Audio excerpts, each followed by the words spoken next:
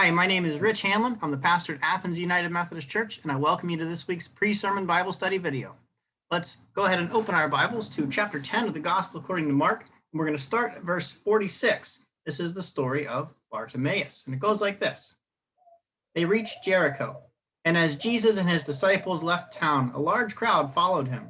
A blind beggar named Bartimaeus was sitting beside the road. When Bartimaeus heard that Jesus of Nazareth was nearby, he began to shout, "Jesus, Son of David, have mercy on me." "Be quiet," many of the people yelled at him, but he only shouted louder, "Son of David, have mercy on me." When Jesus heard him, he stopped and said, "Tell him to come here." So they called the blind man. "Cheer up," they said. "Come on, he's calling you." Bartimaeus threw aside his cloak, jumped up, and came to Jesus.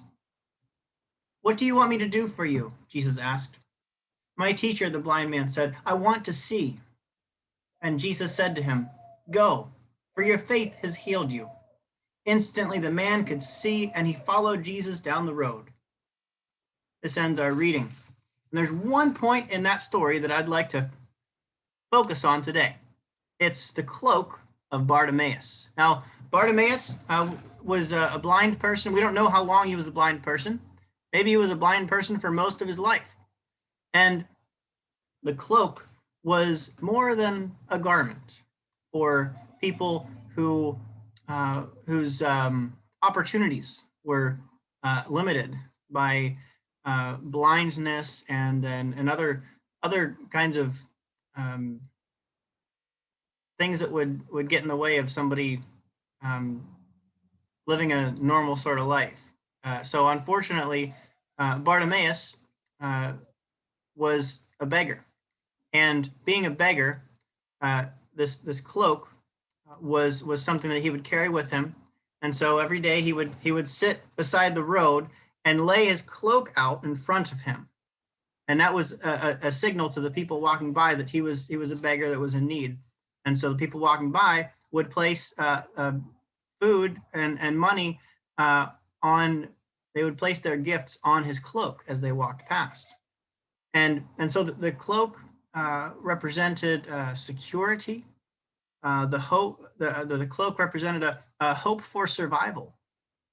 And notice that before Jesus even healed him, as soon as Jesus said, "Okay, come over to me," Bartimaeus cast his cloak aside. And this is amazing that he didn't hold on to his cloak in case Jesus didn't come through for him.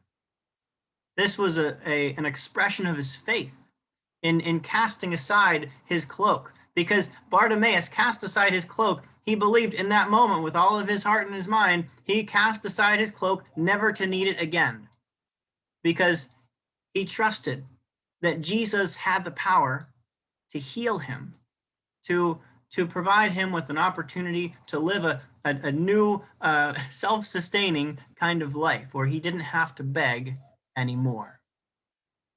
And as we consider the meaning of the cloak had for Bartimaeus, of security, of hope for survival, I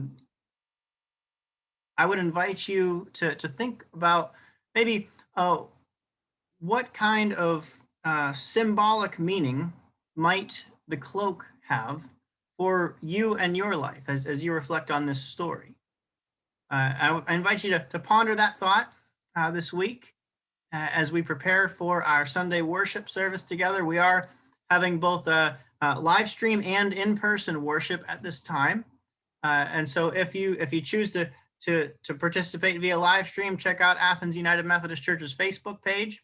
And if you'd like to come worship with us in person, please, I ask you, please wear a mask and only sit in the pews that have flowers on the ends of them, because that keeps us 6 feet apart from each other.